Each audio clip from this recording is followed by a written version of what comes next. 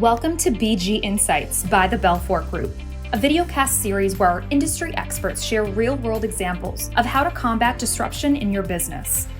I am here with a fellow member of the media, Pam Johnston. Hello, Pam. Hello. Thanks for having me. You're welcome. Thanks for joining us today. I'd love to get a little bit about your background, your professional background, and what you're doing now. Sure. I am in the news business. We were, quiet time to be in the news business. I bet. Yeah. Never know. So I've been in news, mostly local broadcast news, my entire career. I started out as a reporter, as a TV news reporter in the early days, up in Portland, Maine at WMTW. And I made my way into show producing, and moved to North Carolina.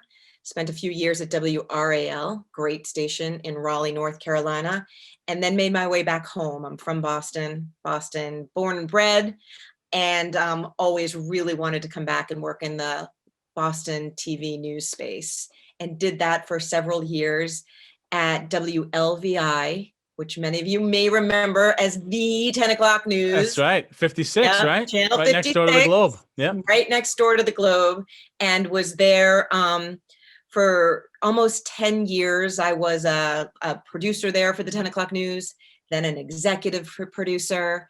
Then I was the assistant news director. And ultimately I was the news director at WLVI. And then they sold the station to Channel 7 in town. That's what happened there. And I used that opportunity in 2006 to kind of start something new, reinvent myself. I was kind of burnt out with the news business. I saw the news business changing. Thus, my television station was sold right from underneath us. And I started, I landed in social media as it was kind of just coming up. I was working in a startup in Boston called Gather.com. And Gather liked to say that it was Facebook for grown-ups before Facebook was Facebook for grown-ups. Because remember that Facebook didn't allow grown-ups at the beginning? Yeah. We're dating ourselves here, by the way. Yeah. So I thought that when I went to this Gather.com, that was a really great idea, that grown-ups might like Facebook. We all know how that played out. So Facebook became, the place for grown-ups. And eventually, the business model changed, the funding changed, and Gather ended up reinventing itself. And I ended up kind of trying out something new. I had learned so much at Gather, though, because really it was coming up in the world as social media was just exploding. So after 2.5 years at this social media startup, I exited that job as an expert in the social space.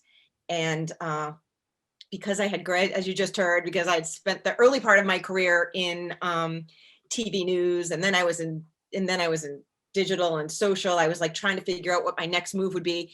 And when you're an executive in TV news in Boston back in the day, in the early 2000s, mid 2000s, and you wanted a hot new job, everybody said, go to the hospital space. Healthcare is what Boston's all about. Those are the best jobs. Great stories in healthcare, and a lot of Boston TV news directors and executives are in various Boston hospitals running communications departments. So I ended up at Leahy Health, and I they created a cool job for me. I was the senior director of new media, because at that time, 2008, 2009, Leahy didn't have a Facebook page. They didn't have a Twitter account. They didn't have YouTube. They didn't have any social media strategy. And they were freaking out about that. Wow. Not only about having it, but about not having it, and people using it, and privacy. Sure. So I did that for a couple of years, and it was great stories in really interesting space. Healthcare is kind of the best of us, and also the most kind of like emotionally charged, as we know now, right? And while there, I randomly one day got a job. I called from a recruiter who said, hey, Frontline is looking for this cool new job. They're trying to do some new thing and build audience and figure out who they are in the future, and you want to apply for it. So if you're a Boston or a local news person growing up in Boston and somebody calls and says they're from Frontline at PBS, I think I was like, You take the call. do you know what I think you have the wrong person. I totally took the call and I went running over to Frontline. I couldn't even believe it. And had a series of interviews there. And the idea at that point, it was 2012, that Frontline was really deciding, like, how are we going to exist in the future if television goes the way of newspapers?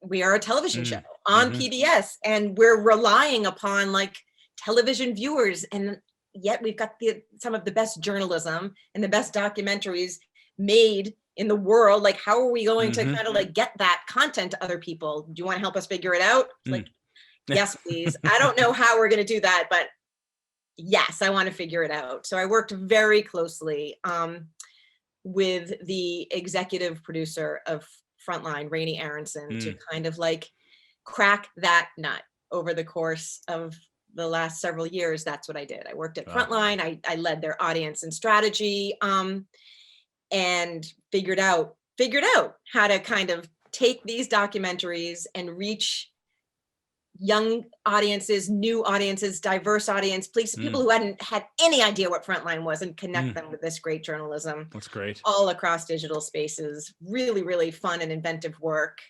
And for those who don't know, Frontline is housed inside GBH in Boston. GBH produces like 6 great national PBS programs: Frontline, Nova, American Experience, Masterpiece, Antique Roadshow, and children's content. And GBH is also our local public media powerhouse, and has their own local news division. And while last year I heard that that GBH was looking for a new general manager of news because the current general manager of news was retiring. And those were all my stars aligning. So it's local, it's Boston, it's public media, it's great content, it's news. And as much as I was like loving life in Frontline, because Frontline, I had to go check it out and give it a try. Sure. Because again, like working at GBH and seeing what the local news team was doing, big radio station, big television station, smallish kind of digital imprint, but disconnected, completely disconnected. I was like, oh, that could be one big thing. And I had learned all this stuff over the course of my time at Frontline about connecting great content with audiences, and then my love for local. So I was like, I got to go give that a try. And so here you are. And so here I am. Sounds like a big job. What's job. your daily madness look like? What does that fight look like every day?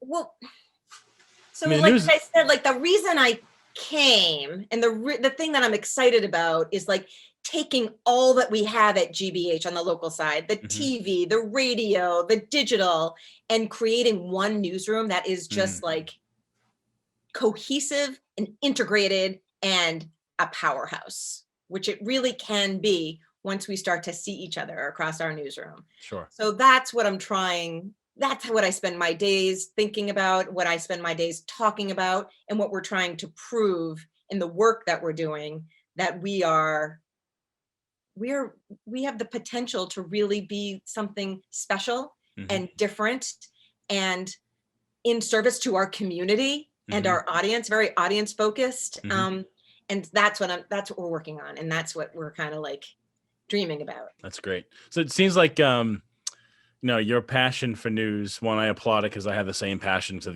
once you get a taste of it, you never really leaves you, right? Right. I mean, it's storytelling is sort of at the core of what we do, whether, working for the Belfort Group and the agency, and what you do is storytelling. Obviously a lot of things are the same, yet they change. Talk about that contrast in terms of, you're a news person. It's still about telling stories. And I know you worked on the client side too, but you still told stories there. How has storytelling changed at all? Back in our early days as cub reporters and producers to today, how has it changed, or how is it the same? So I think a good story, and this is what I talk about to my team all the time.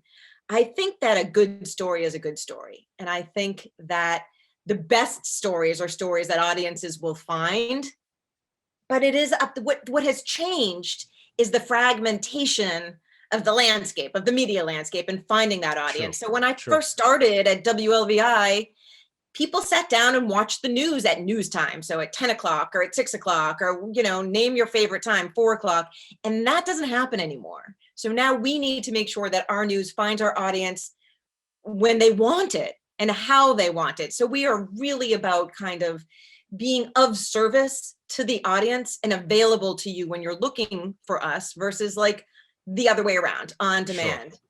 And that takes a lot of strategy and thoughtfulness to kind of be really, to like rise above all the noise and not necessarily tell the same exact stories that our competitors in town are telling. But storytelling at the heart of it, I don't think that ever changes. Like great storytellers are great storyteller. It's how you reach your audience. Love that. Good point.